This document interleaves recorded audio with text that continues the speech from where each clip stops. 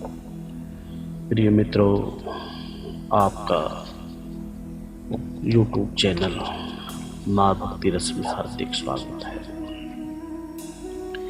प्रिय मित्रों, कुछ नया कुछ अनूठा कर दिखाने की चाह अगर किसी व्यक्ति के अंदर नाम और सम्मान दिला सकती है तो वही ललक उसमें आत्मविश्वास और आत्म संतुष्टि का संचार भी कर सकती है। परंतु उसके लिए आवश्यकता है तो केवल सही सोच और सही राह की। इसी के मद्देनजर अपने एकत्रित संग्रह में से कुछ खास और चुनिंदा लघु कहानियां आप सबके लिए प्रस्तुत है। मेरा आप सबसे अनुरोध है कि आप इन्हें सुने और इनमें से कुछ शिक्षा लेकर लाभ उठाए। आशा है ये प्रेरणात्मक प्रसंग प्रेरणा स्रोत बनकर आपका मार्गदर्शन करेंगे और आपके जीवन को सफल बनाने में अवश्य सहायक सिद्ध होंगे। क्योंकि मैं खुदा तो नहीं जिसे कोई गम नहीं, सह लेता हूँ हर गम ये भी तो कोई कम नहीं। ठोकरें खाकर ही मिलती है मंजिलें, मेरी किस्मत छीन ले जो ये किसी में दम नहीं।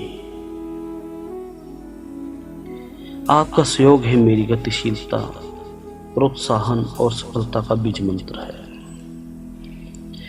जिसके लिए मैं आपका हमेशा आभारी रहूंगा, क्योंकि आप मेरा इतना साथ दे रहे हैं।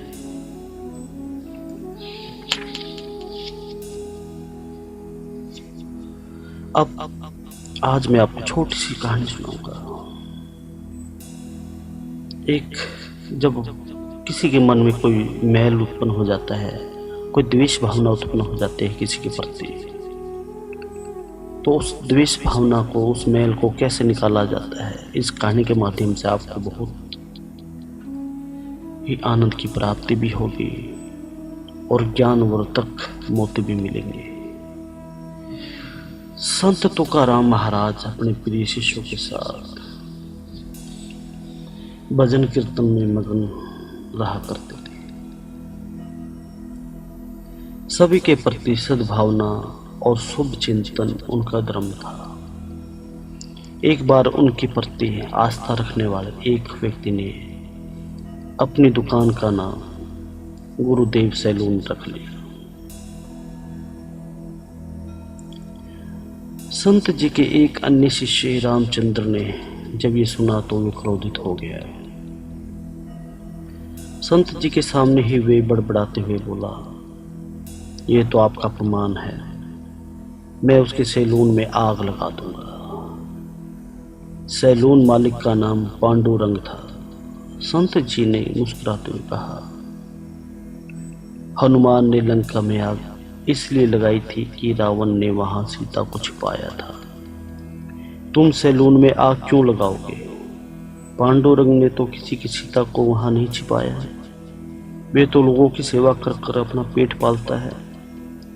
वे सैलून तो उसका शंभ मंदिर है। तुम्हारे घर में शिशु हो तो तुम्हें पूरा अधिकार है कि तुम उसका नाम कुछ भी रखो।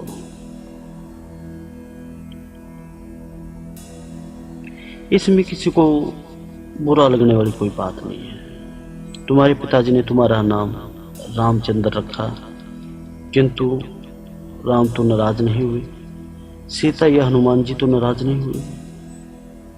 फिर तुम क्यों रोते हो और तुम क्यों नाराज होते हो? संत जी की बात सुनकर रामचंद्र की आंखों में पश्चाताप के आंसू बहने लगे। संत जी बोले, लो सारा मैल बह गया। अब कल रात हम सभी पांडुरंग के सैलून में कीर्तन करेंगे। अगले दिन सैलून में संत जी के साथ रामचंद्र भी कीर्तन करने में सबसे आगे था।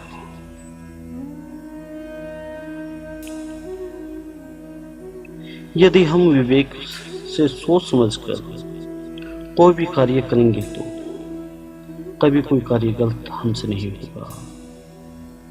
अंततः हमें अपने और समाज दोनों के हित में विवेक का दामन कभी ना छोड़ना चाहिए।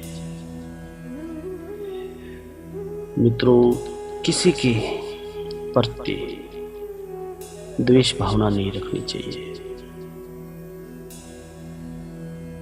आज मैं अपनी वाणी को यहीं विश्राम दूंगा। आपने मेरी कहानी को इतने शांतिपूर्वक सुना, आप मेरे साथ इतनी देर बने रहे, आपका बहुत बहुत धन्यवाद। अगर आपको मेरी वीडियो अच्छी लगे तो आप लाइक कर सकते हैं, मेरा चैनल सब्सक्राइब कर सकते हैं। जय श्री राम मित्रों।